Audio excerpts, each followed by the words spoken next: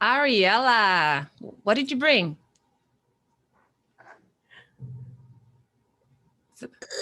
It's a plastic cockroach. That's a cockroach. Can't wait to hear more. Dana, what about you? I brought a gold star tea light. Gold Star Tea Light. Ooh. As usual, my guests never disappoint. They'll bring something completely unexpected.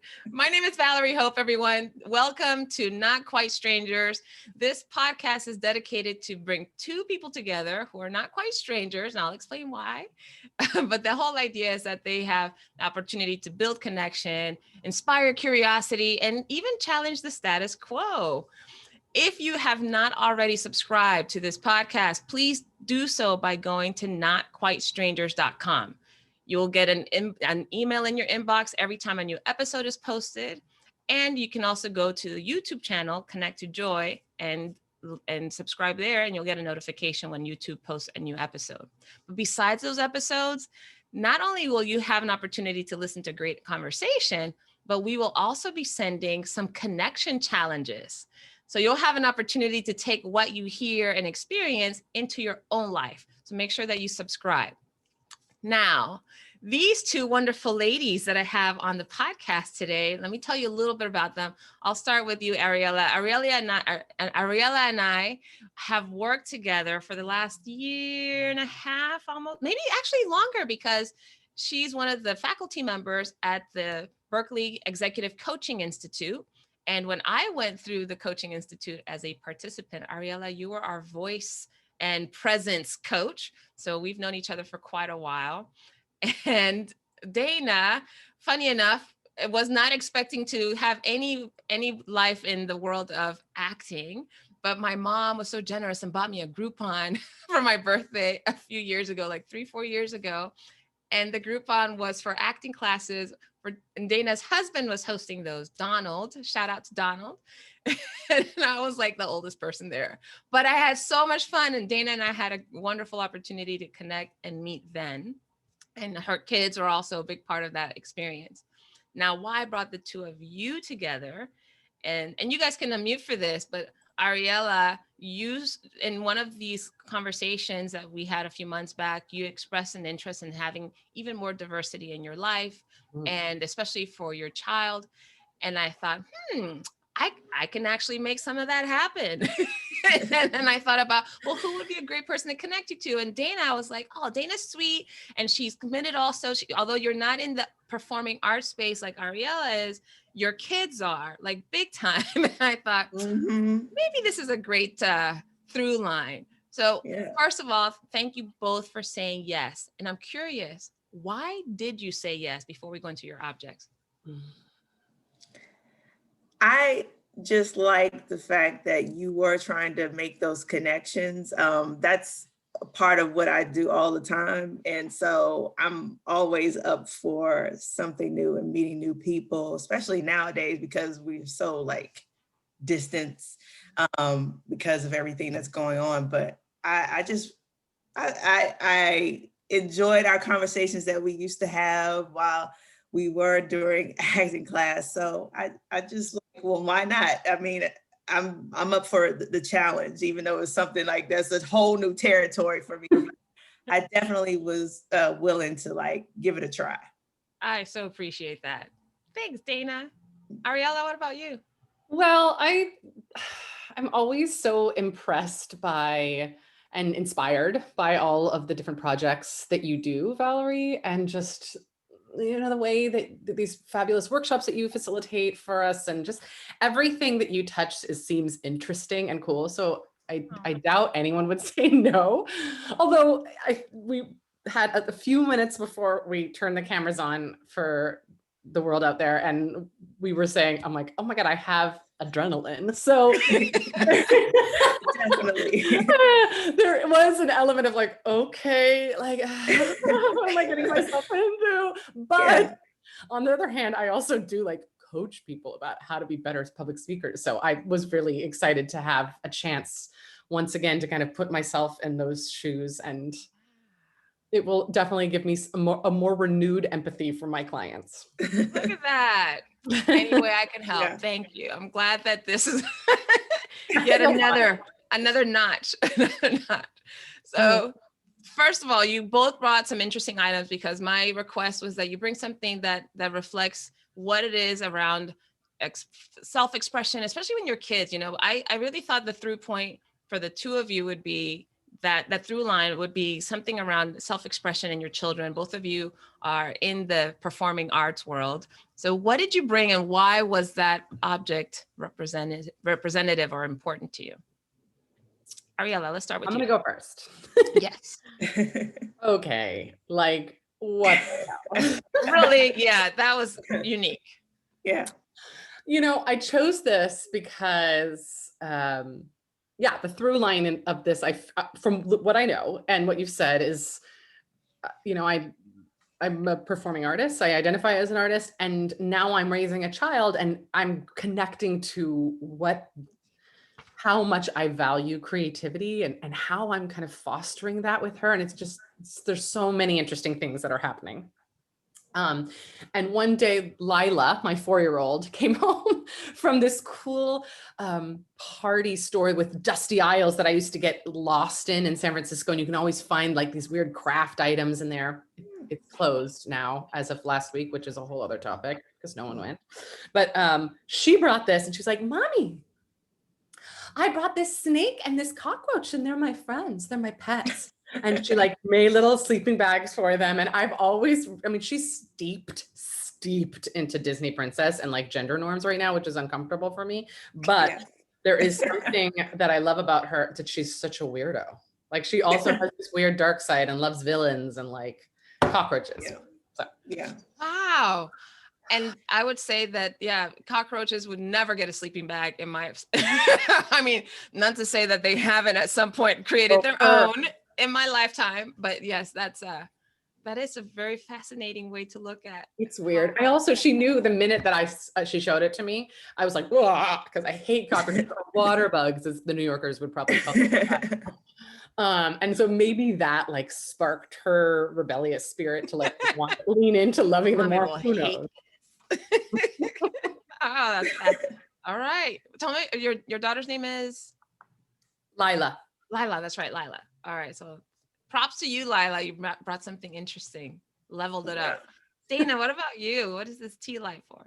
So this is a gold tea light star.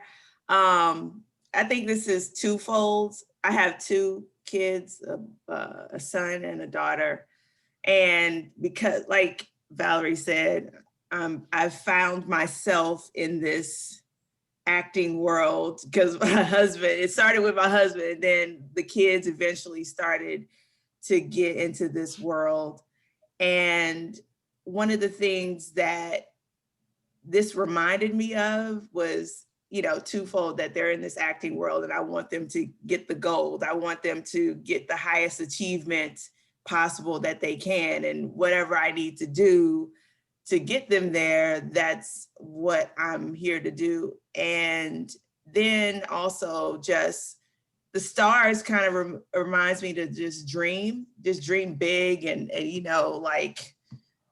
never put any limits on yourself as far as what you can do and achieve in life. And I think because I kind of grew up in a way where, this is the highest level that you get, anything beyond what was like the normal, way of life as far as what is considered in society as a high level of achievement, like being a doctor, being a lawyer, or whatever, getting to that high level.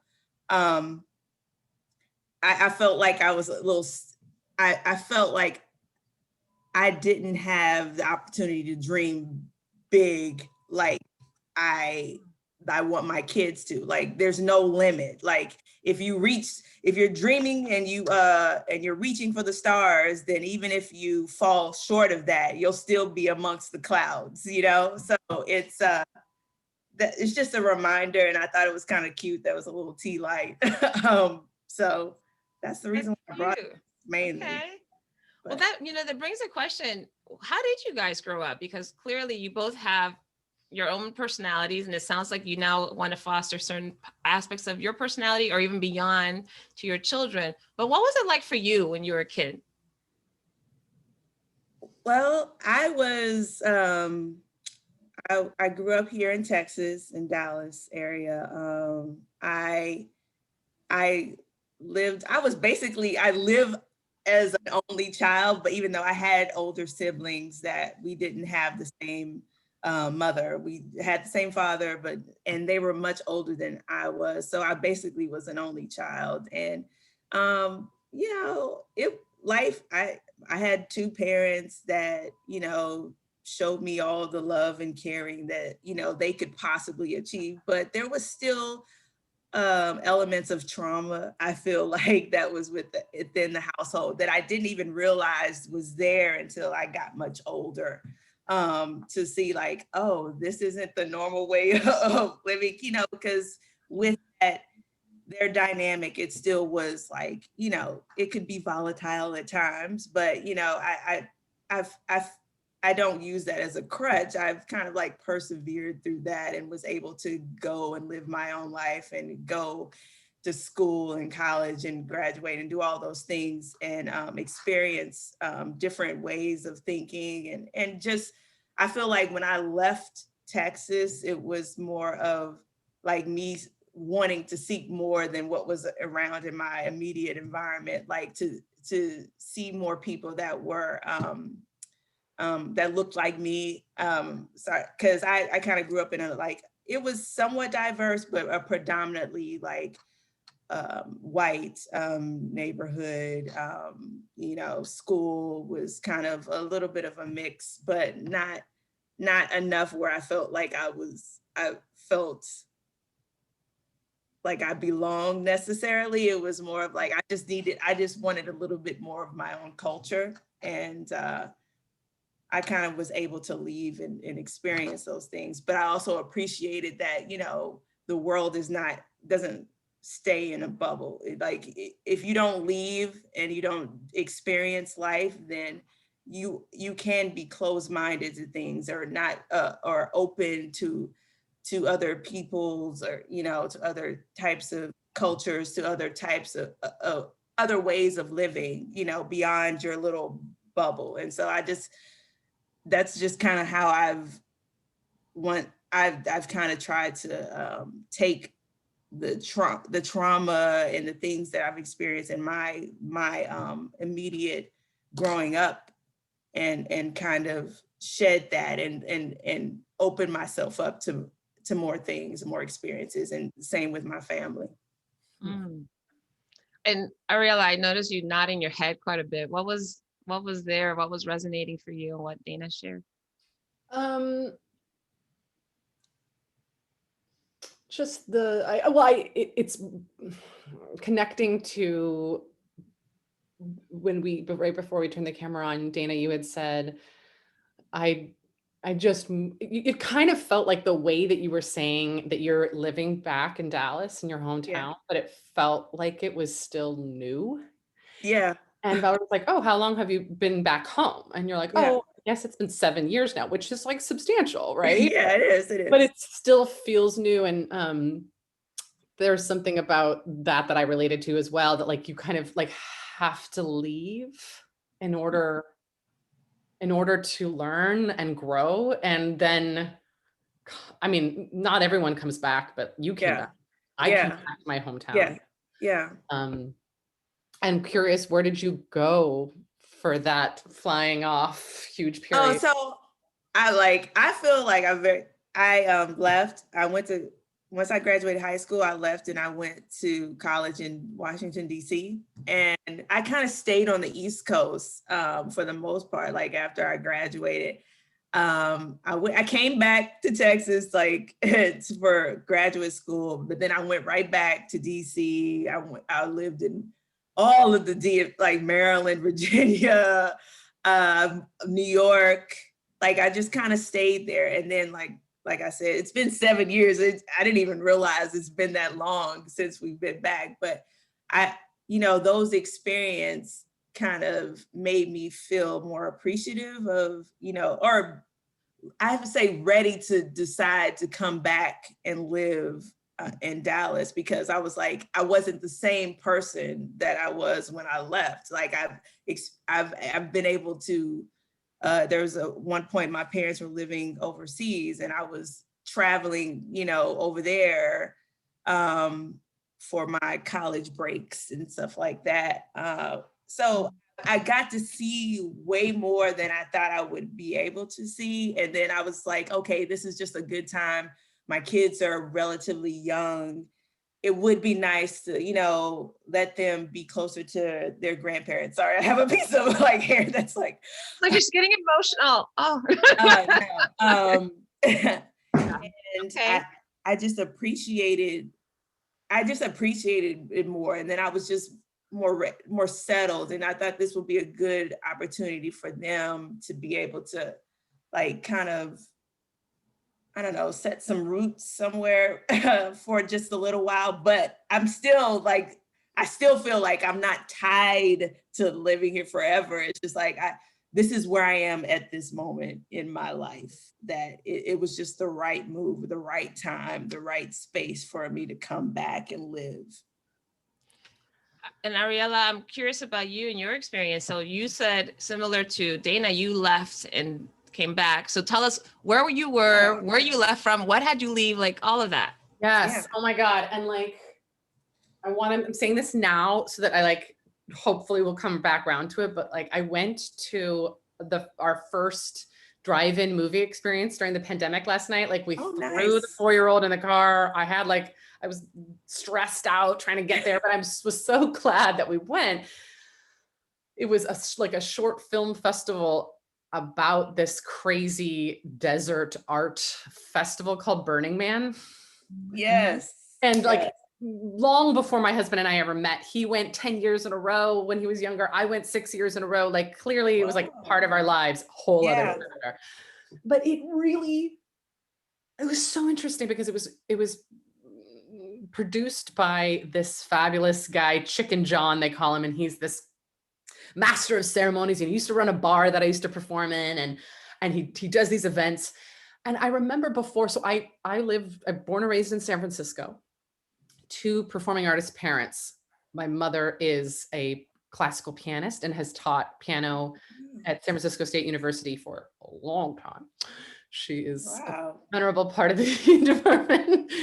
And then my dad, they met there, and my dad used to be an opera singer and did many jobs and eventually ended up being a cantor, which is the person who kind of leads musically a Jewish service.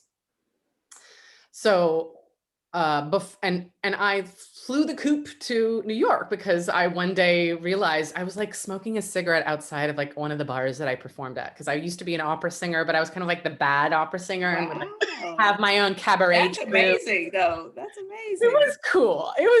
Like, and I was like, oh, you know, I'm an opera singer, but I'm like smoking a cigarette outside of the bar. And like, you're a rebel opera singer. Such a rebel.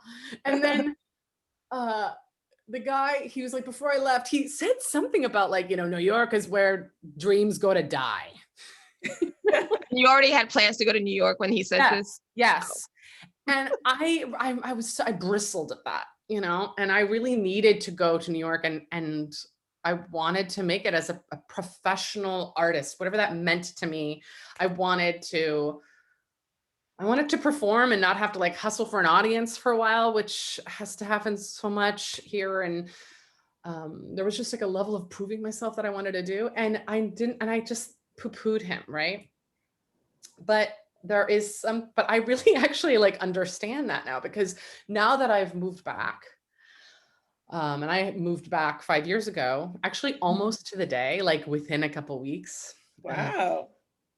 Because my father passed away suddenly in the middle of the night, and my mom was diagnosed with cancer a few weeks later. And it was just like, oh, it's not, like, it's time, you know, time to put roots down back here. And now when I was like watching these movies last night and I saw him again, he greeted all the cars that came in, you know, it's about the process and not the product. And like, if you happen to be lucky and determined and business savvy and beautiful enough and all of those things to make it to the top level of being a professional performing artist. So being on Broadway or making it in Hollywood, etc. That's great. You know, that's great. But also like living a creative life and being buoyed and sparked and finding meaning and purpose in that throughout a lifetime, like, is the point. And he was kind of, what he was saying in essence was like, do it for yourself, do it with the community. He's scrappy, you know, like make it happen, and fine, go and try to do the thing. And he was right, you know. I mean, I met varied success. I varied, not very. I performed a ton and I did really well, but also, you know, I've never felt more creative than I did in San Francisco, where people were doing art for the love of it, as opposed to The outcome and the paycheck and the recognition. I mean, that's not true. I don't want to say paycheck. We need to get paid. But there's not going to be like that magical other person watching who's going to buoy you to astronomical success. Here, it's like, I'm an artist or I make shoes. I'm a shoemaker. I'm a musician. I make music. Like, it's more craft and community based. Well, I imagine that in New York, I mean, no shade to New York, there's likely a lot of people. It is awesome and amazing. Crafts people as well. Yeah. But I think you both said something really interesting about this limit. There's some limitation, some artificial limitation, or some like meaning that is added onto aspiration, right? And for some, it might be like an artificial thing to pursue and want X, Y, Z. And for others, it might just be self-limiting beliefs, right? About what's really what you're capable of or what you're allowed to do or all that. I think, you know, I'm not in the performing arts world in a significant way at all, but I have to tell you that this last week and a half, I've been listening to a lot of Broadway music. And I was like, why do I like Broadway so much? So two things that you guys have already said. One, my very first movie was a drive-in movie, like ever, first movie ever, in Panama was Grease. Like Grease, the movie, Olivia Newton-John and John Travolta. And it was like, that was the first movie I remember seeing, and I don't know how old I was. So it was sometime in the 70s, late 70s when I saw it. It was a drive-in. And of course, is a musical. So I was like, maybe that's why. And then even after that, when we immigrated to the US, I remember at one particular place we lived, my mom joined like a community theater group. It's for fun. There was some play, 101 Degrees in the Shade. I remember the name of the play. And I was like too young to be like in any significant role. So I was part of the chorus. But like during the breaks, as I was the only kid there, I have like my Barbies. And I play Barbies when I wasn't on stage. Anyhow, so all these little influences, I remember just thinking, oh, you know what? This is an opportunity for me to meet a different part of myself, right? To express and learn about something I'm capable of or something that I might need to learn. And I experienced that in your husband's classes, Dana, that there were elements of performance that didn't necessarily require me to act like a different person, but just uncover a part of myself. Like we're such expanded, huge, amazingly capable, like beyond our wildest dreams, right? When it comes to expressiveness and humanity. But we put all sorts of limitations, sometimes because of the package we come in, sometimes because of the environment in which we're boxed into, right? And part of, I think, the role of life, to your point, Ariela, is starting to peel back. Okay, let's peel back the wrapping. Let's peel back the package. Let's open up the box. So it's a lot of metaphors in what I said. There's presents, there's boxes. I really think that like, even with the acting classes that my husband, I sit there and I observe and I experience like what the students are, learning. It's not just about the acting, it's about, bringing like that creativity, bringing that sense of fearlessness out of the kids. And the one thing that is different when he's teaching kids versus adults or older teenagers is that you can say adults, because I was not a teenager. Well, I just, the kids, they're all good. They have no sense of limitation on, like, it's only the older kids as they start to experience more things in life, or the adults that have already have these collective insecurities that they developed, that they hold back and really, are afraid to express completely, all the emotions and the vulnerability that, comes with acting and stuff. And, I look at my kids that are doing this, and, I admire them, because I'm like, wow, they're really comfortable in this space, and they are able to express all of the things, all their angst and, emotions, or, what they're feeling at that moment, all at one time period. And that's admirable, because you tend to forget those things as you get older. You forget that, like, it's okay. This is your time to share all that information with us. And it makes you a better performer, because we connect to you on that kind of level, and that with that emotion, or that, thing that you're bringing to the table.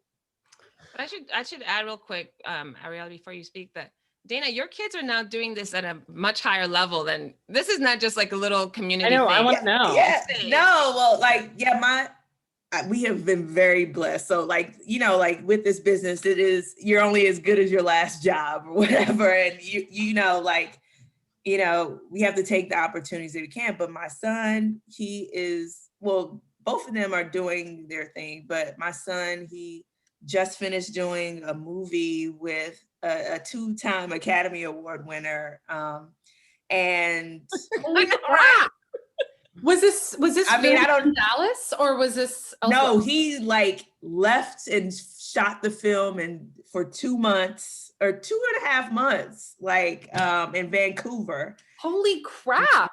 Like, this movie has some, I'm not sure if I'm able to share, like, don't give anything away that will compromise his contract. No, I don't want anything compromising, but it is just that experience to be in that, and he's comfortable, like, like, this is where I'm supposed to be, and then, like, we've never, like, put any pressure on our children to be like, you have to do this, you have to book this, and you have, we've dealt with some crazy, stage parents that may be like that, but Rose.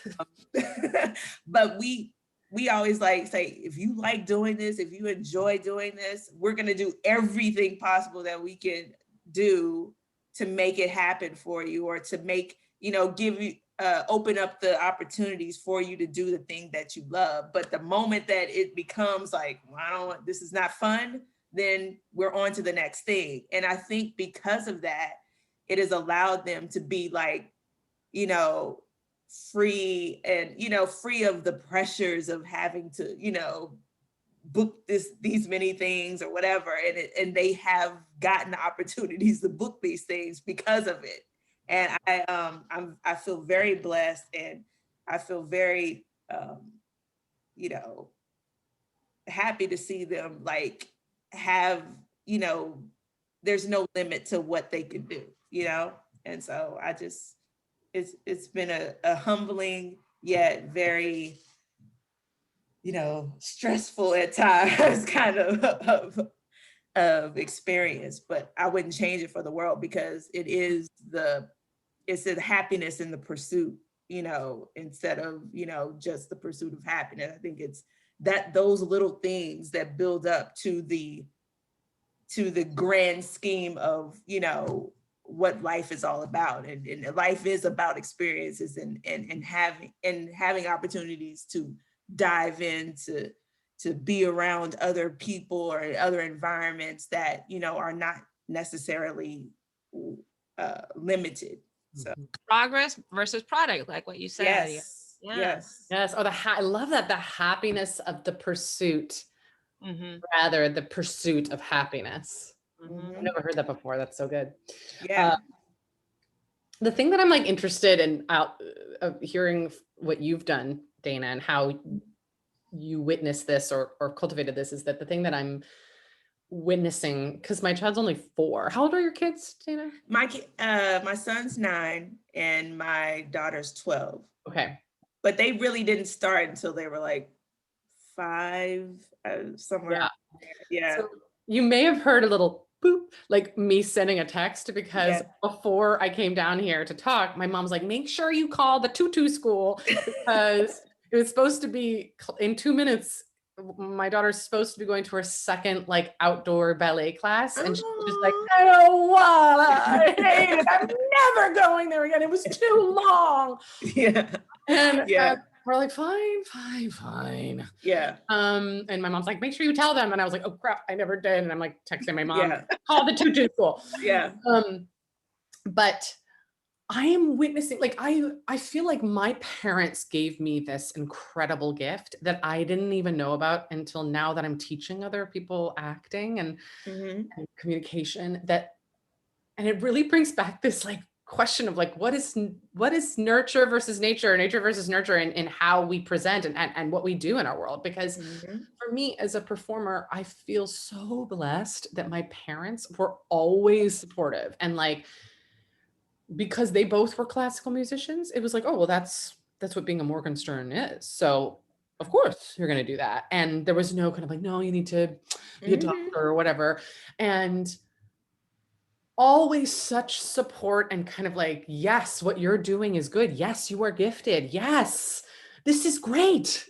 Yes. And so therefore, like, I have less inner critic when it traditionally, like recently there has been some inner critic, but like, I feel like when I'm in the flow of performing, I am blessed that I'm just like, fuck yeah, creep, that I don't have, and it's freeing and it feels powerful and good and fun and connected, as opposed to like, I'm being too much. I should do something different.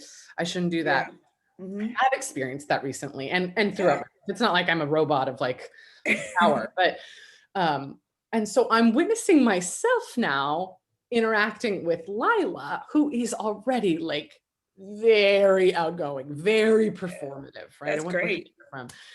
But how much is it as nature? Because everything that she does that's connected to that, dancing in the living room and making up stories and, going on and on about whatever kind of trolls and fairy things happening, I'm like constantly like, oh yeah, tell me more. Absolutely. Oh, beautiful dancing. So expressive, and feeding her that feedback loop of like, oh, I'm good, as opposed to stop it, you're bad, And so I'm wondering like how you witnessed that happening with your kids and how they started blossoming into this. Well, my kids are like, they're totally different in their approach. My son has like this natural ability. Like he just has that skill. He has that natural ability to do this. And I feel like even if we didn't introduce him to this, it probably would have come down the line, He just has that. He has like the innate ability like to read people and to kind of like, he has an old soul. That's what I say. He's like an old in a 9-year-old's body. So his vulnerability and he's very expressive about his everything. So it just came natural to him. Whereas my daughter, she's very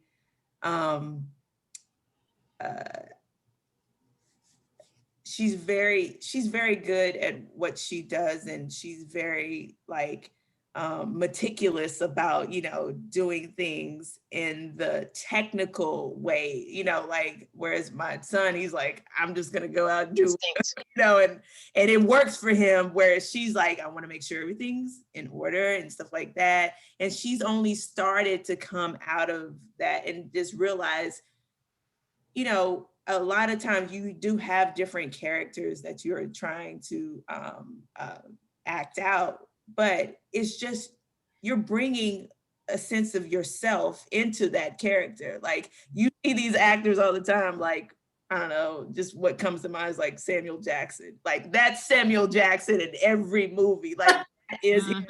I don't doubt that he's too far off from the characters that he plays, but he's been in Star Wars, he's been in gangster movies, it's he has that range, but that's him. And where my son is he's very good at like understanding that, just even at a young age. My daughter, it took time, but I feel like the training and stuff that we were, and them being around other kids that are doing the same things that they're doing, it kind of helps them to kind of get to a place where, they kind of know what direction they want to go, or where their strengths or where their weaknesses are. And I don't know, I feel like it's a little bit of both. For me, my experience is like, my daughter's a great technical, like, for anything acting, she knows the technical, or my son is just kind of like, I'm just doing it, and one thing though, your husband is also an actor, right? Did you study acting as well? Because you have some chops from what I could tell. No, but listen, I didn't realize, I didn't express that creative side of me like out loud in front until we started doing these things. And when you say doing these things, you're talking about like what? The acting and like the classes, the workshops like, and stuff. Okay, part of it. And he's an actor, and we met in college, and that's what he went and got his degree, and he has a degree in acting. And with that, it's just like, the life of an actor is the life of an actor. He's had several different jobs and varying experiences, but this is all to feed his ultimate dream of doing this forever, this acting. And it was just like it just branched out into our kids, because they're around it all the time. They just kind of naturally got into it, and it wasn't like, oh, you have to do this, but we were like, do you want to, we're giving you this opportunity, do you want to do this? If you do, let's go. And it just took off from there, and thankfully, it's all working out, and it's just like a part of our lives. It's like, if we weren't doing something in this creative space, then I don't know what we would be doing. And we're also, we are like entrepreneurs. We have an entrepreneur type spirit. Like even though I work totally in a totally different field in healthcare, I still like prioritize the things that we're doing as a family in this business more so. I would much rather do that, but interesting. Yeah, it was later in life that this happened. And Ariela, I think to your point, this whole idea of nature versus nurture, I think it might also have to do with how much our parents or the people in our environment nurtured whatever they saw already, right? So that's part of nurturing the nature. So there's probably some element of nature that shows up. Yes. My mom always said that I'd have these conversations with, not strangers. It's actually quite natural, because she would also talk about how her friends would come over to visit. And I was like, 7 years old or something. Yeah. And somehow they'd end up talking with me. And she's like, what do you have to talk to a 7-year-old about? Exactly. Yeah. But somehow I would, engage with all these different people and have these conversations with adults. And so I think that part of me was already there, but my mom nurtured it. She never made it wrong. You know, my Yep. dad too. They never like, don't do that, do this. It was like, oh, Valerie likes to talk to people. And there were always opportunities like, hey, volunteer at this, or hey, I told so-and-so about, you know, you. And I think there's a balance if we are aware. So I'll give a small example. My niece, my 14-year-old niece, well, she's 15 now, recorded the intro and outro, and you'll hear the outro to this podcast. And because she loves to talk. Yes. So I think she takes after me more than my brother and sister-in-law, but whatever. No, but she's very clear opinions. She has a very clear speaking voice. And so I was like, would you like to do this? So I think there's an element of me observing something that was already naturally inherent in how she came across. And I thought, let me nurture it by providing opportunities and check. Do you want to try this? You want to try that? And I think that goes for all of us adults have a responsibility to nurture the nature. Mm-hmm. That makes sense. And I think me and my husband, we were trying to make up for that because we didn't have that. Like we had these, you know, kind of creative juices deep within us, but because it wasn't nurtured from our own, we were like, we're going to break the cycle, and we're going to make sure that our kids know that, you know, they can enjoy life, and they can even make a living off of the things that are inherent within them to, you know, express themselves in a creative way. Like, I just think we're all for like all of that. and it just makes a better life for a situation. Like my kids, they don't experience the same things that I've experienced in life, even at their young age. And I feel like, you know, in a way they're kind of closed off from certain things, but it also, we don't hide anything from them as well. It's more like it's being as open and communicative and embracing as possible. That, you know, that's just kind of how we do things. I mean, that's like a revolutionary act, I feel like, to tell someone and to raise someone saying like, you can be whatever you want to be and you can live a creative life. And you don't have to be working in a corporate job. And that's not the only path. Like there is this whole other world of weirdos. Ariela, would you say for you? Go ahead. I was just going to ask Ariela, for you, you said, you know, both of your parents were in the classical train and performing arts. Yeah. Was that the path for you? I mean, I get the performance part, but that's such a broad scope. But what was it about that tapped into your nature? Can you say that again? Yeah, I don't know what I just said.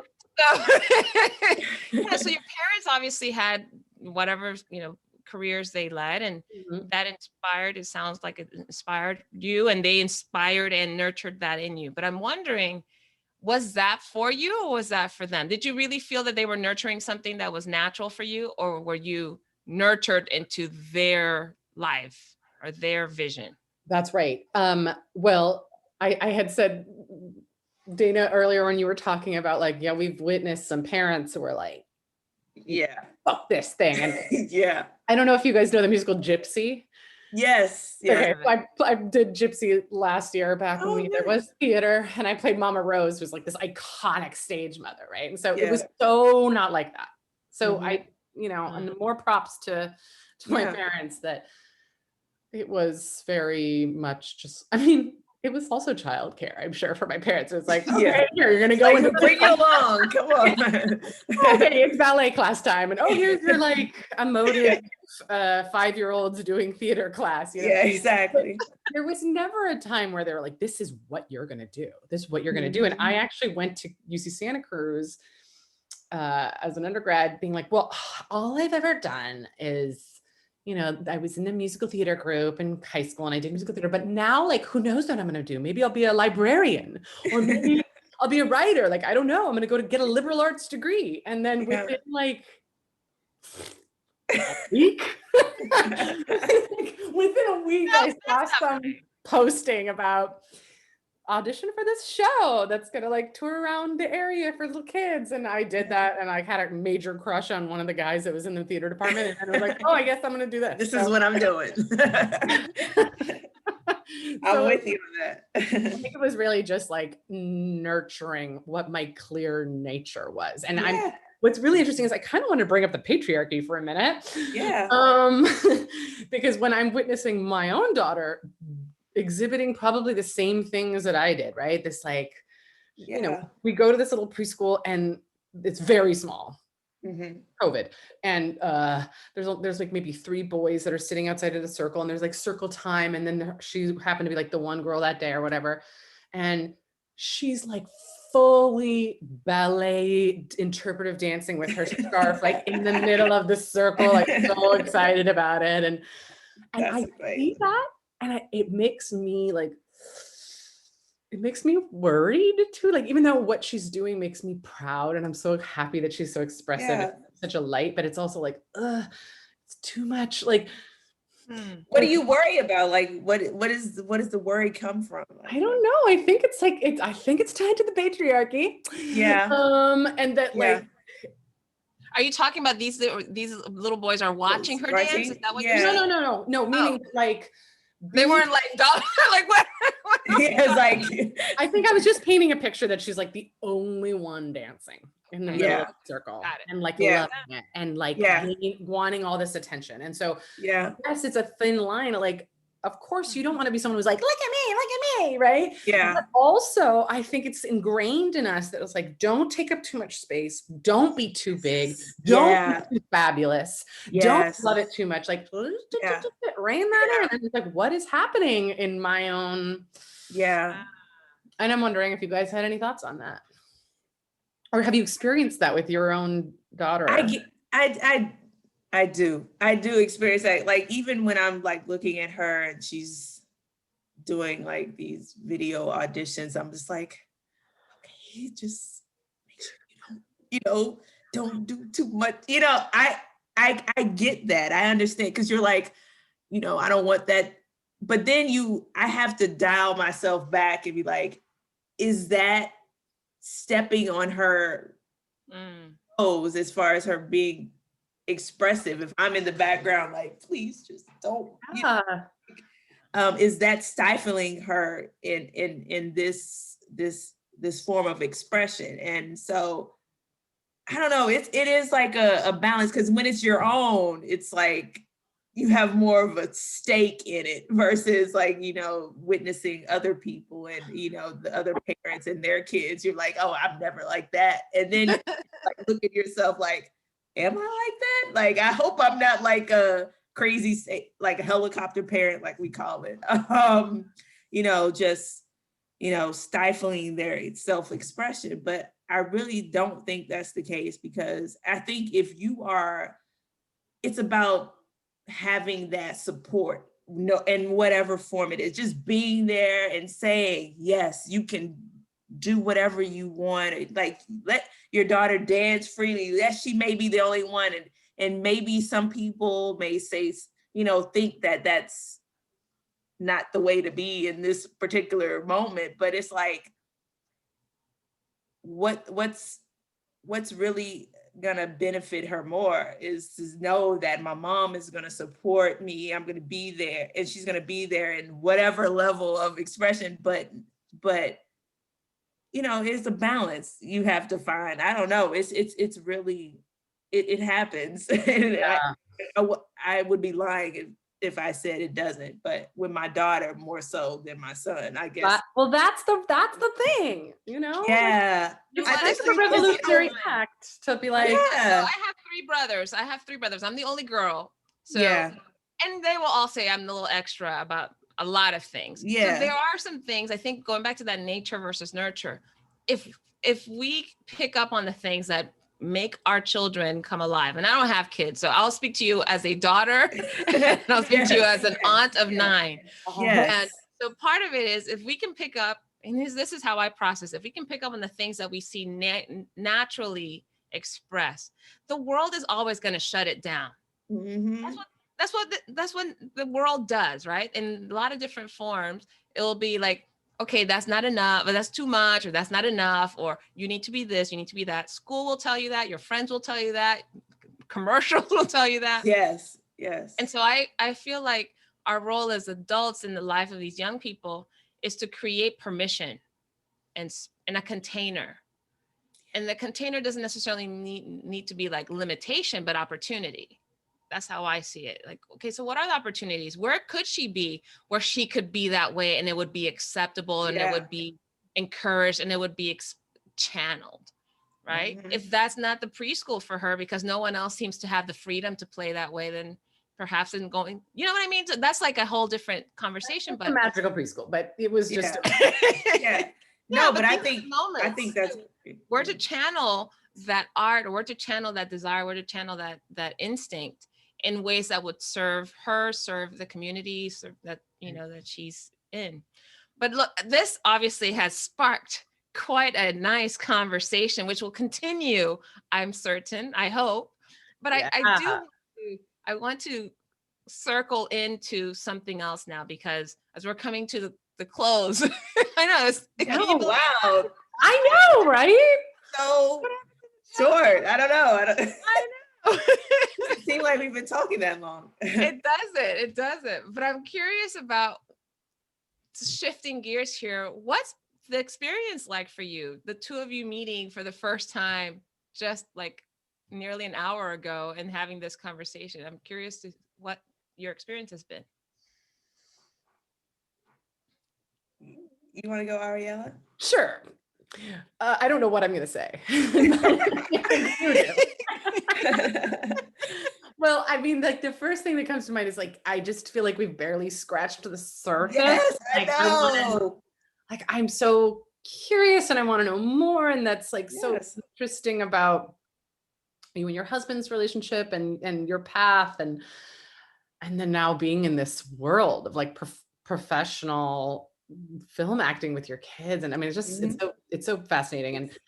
And, yeah, I really dig being able to talk about deeper things. And yeah, I agree. I you know, like I said, in the beginning, I was a little nervous about like what's going to happen and how we would be able to make that. But a lot of the things that you said, I was able to kind of connect to. And I really am curious to know a little bit more about you. I feel like this is too short of a time to like really understand like your background and even like performing and what keeps you going, you know, being in this, you've performed, you know, for a lot of your life, like what keeps you motivated to is, you know, and how do you keep that motivation and in turn, like, you know, provide that same to your daughter. And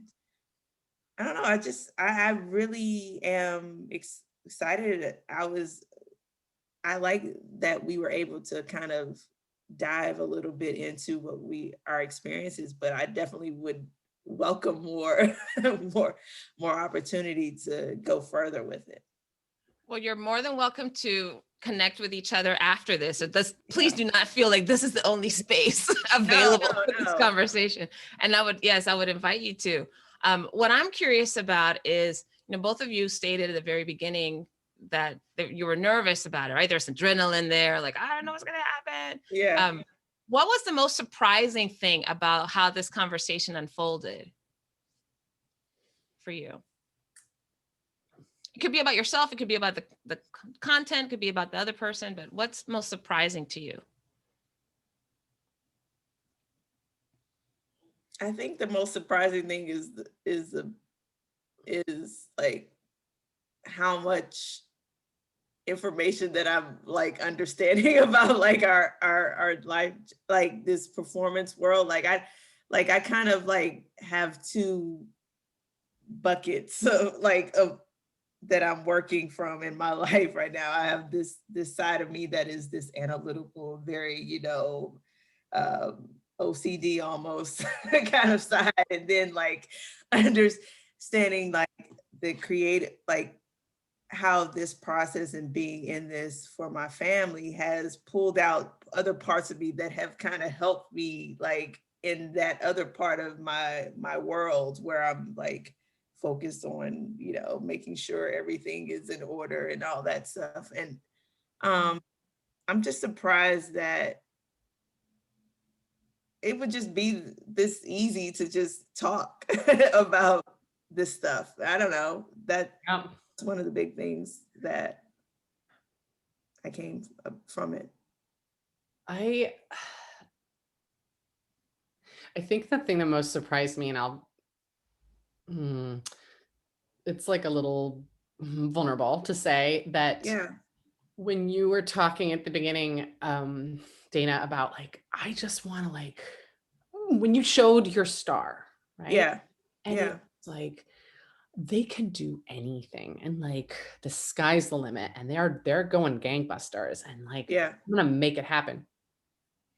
You know, it brings it, like, that scares me. It does a little. Yeah. You know, it, related to many parts of my own life experience, and of course then I like countered with, it's process, not product, and you know, and it made me realize like, I have some limiting beliefs, or you know, I've gone there. I've done like the trying to make it as a full-time actor, and I think that's valid. But also when you said that, it was like, oh wow, like what is it in me? I need to make sure that I bring that energy in if Lila decides to be a performing artist of some sort, to like blow the roof off of that, just like my parents did. Right? They told me in so many words, like, of course you're going to be a professional performer. You know, and I need to make sure that I can say the same. Believe that. Yes. And I feel like we give our own limitations because, like I said, like when I was talking about like the expressions that the little kids have in the classes versus the adults, and because we have already kind of built this wall based on like our experiences with saying, no, you can't do this, or no, you don't look good enough. And I'm like, you're already in this business to be criticized, you know, or like the world is, you know, it's founded on criticism and what you can, and it's up to you as an individual person to break that and to say like, no, I have this, it's possible but I have to work at it. It doesn't come just like magic. You know, it's if I'm dedicated enough to it, then I will achieve what I'm setting to achieve. And I want my kids really mainly to feel that. And I feel like this is a way of them doing that and being able to feel like we're gonna be there, we're gonna support you, and we're gonna, you know, make sure whatever work you're putting in, there's going to be reward at the end. You know, whether it's the reward is not, it may not be like, oh, I have a star, or I have a gold trophy to show that I made this, but it's more of like, I'm a well-rounded person. I am like, we travel a lot. Like before COVID happened, we traveled a lot. So it was like all the way around, like, we're just like, the sky's the limit. It sounds cliche to say, but it really is. If you put enough work into something, that there's nothing you can't achieve. There's nothing that, you know, you may fail, because failure is a part of life, but that also makes you better as a person. Because Ariela, I think you just found another member for your women's group. I'm just saying. I think what surprised me the most about this conversation, 10 p.m. your time, unfortunately, but yes. Oh my gosh. There's so much more. It's not really surprising. I knew this inherently, but I would be remiss if I didn't say, and we talked about it before we even started recording, that Ariela, you were the inspiration for this podcast. Yeah. Right. In large part, I already knew that there was something I wanted to contribute, and I couldn't really figure out what the insertion point, right? What this contribution was. And when you shared, you know, a few months ago, I hope you don't mind I share this, but that you said you really wanted Lila to have a diverse community to live in, and you described that that's not been your reality. That hasn't been the experience and you'd want that, but you didn't know how to go about it. And for me, it's something that comes up so instinctive to have that. Like my nature has always been to be around a lot of different people. Actually, I'll tell you this to you guys. I remember in the 7th grade, in Panama, very diverse community. Like I didn't know I was Black and that it mattered until I was 14. I've shared this with other people. Like, because my life had always been around a lot of different types of people. And I remember in 7th grade, for example, I had a friend who was biracial, Black and white. I had another friend who was blonde, blue-eyed, another one who was Filipino, another one that was Korean. And that was like normal for me. And so when you said what you said about wanting to have more diversity, I was like, oh, that's not difficult for me. I really thought, well, how can I facilitate that in the lives of other people? And this was what was born. So first of all, Ariela, thank you so much for sharing what you shared, because I think out of that vulnerability and out of your own authentic experience, I was inspired to bring something that I don't think would have shown up, or not in this way. So kudos to you. I really thank you too. And when you started this podcast and this idea, it like really resonates with me because, we're in 2021. Last year was an extraordinary year, right? With Black Lives Matter and having a revolution, or trying to pick up the threads of a revolution that has started decades before. But I feel like in this weird space where it's like, well, okay, like I'm reading the books, or there's like the DEI workshops and grappling with the reality of that. But then like, how do I act? I mean, but the real thing that I want right now that I can handle, is having friends and connections and not speaking only about that. Right. Yeah. And that's exactly it. I think, but we have to understand that we can all connect on a human level. It doesn't even have to be about like Black, white, Spanish, or Latino, whatever. We are all human beings, and we all go through human things together, but it's just about, I think what all of last year brought up was that, and what people have to realize, what's coming from that is we're all realizing, dang, we are in this together. We are collectively going through some of the same things. And yes, there are biases that we have inherent within us. And it's not just the white community. We have biases within the Black community. We have biases within the Latin community. We have biases within the Asian community. It's all, but we're all human beings. We all have those things in common. If we sit down and we really talk about the things that have plagued us in our inherent biases, or in the society, then that is where we start to begin the healing process. We have to take the Band-Aid off, open the wound that has been gaping and plaguing us, and say, like, taking these steps like this podcast and talking and saying, like, how can we connect to each other, even though you may have this experience and I have this experience, but we can find common thread between the two of us, because we're all humans. We're all living this life and trying to make it as happy as possible, What that comes, like, it kind of full circle where we went, because when you talked, Ariela, about nurture versus nature, I think it applies to this construct also. Inherently, as human beings, we are built to connect. We are built to share.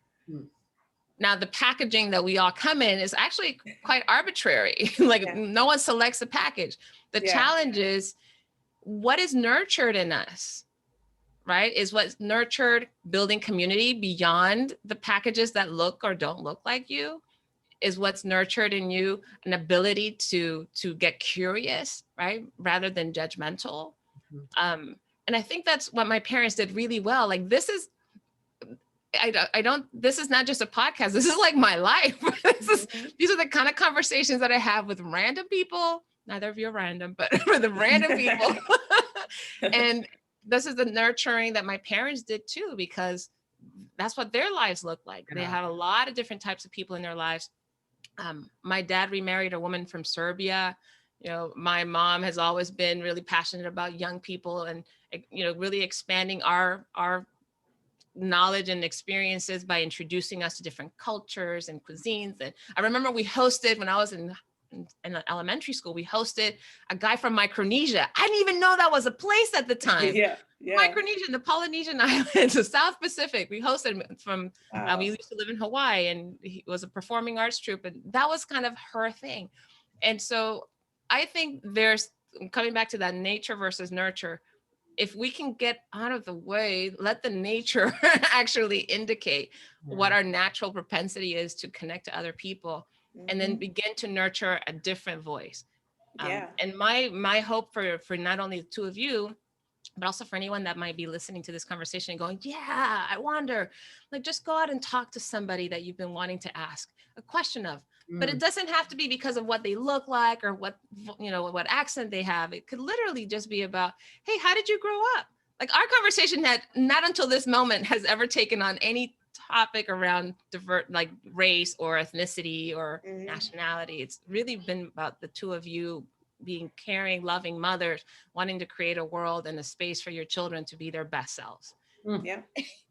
And you're literally from opposite coasts.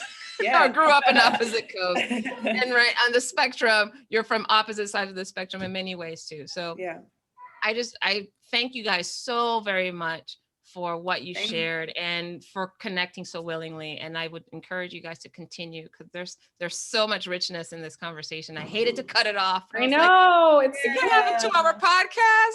Can we? Thank you so much, Valerie. I just appreciate it. Yes. I'm very grateful for this opportunity. And thank you, Dana. It was so lovely to talk to you. And it was lovely to talk to you, Ariella. Yay! So now I hear from my niece and what she has to say. Okay. Hang on a second here. This is what I need to get better at in sharing and setting it up. Here we go. You've been listening to the podcast Not Quite Strangers. Be sure to subscribe or follow on your favorite video or podcast platform. And for more information and content, go to notquitestrangers.com. See you next time. She did that. Oh my God, it sounds so good. So good. She's wonderful. Thank you, the two, again, so much for what you shared and who you are. And I, thank anyone who's tuned into this conversation. Please subscribe, and also pay attention when you subscribe. You're going to get these challenges so that this conversation does not end here. Yes. This should not end here. Please continue. I have a wonderful rest of the day, everybody. Ariella and Dana, you guys stick around. Thanks, everyone.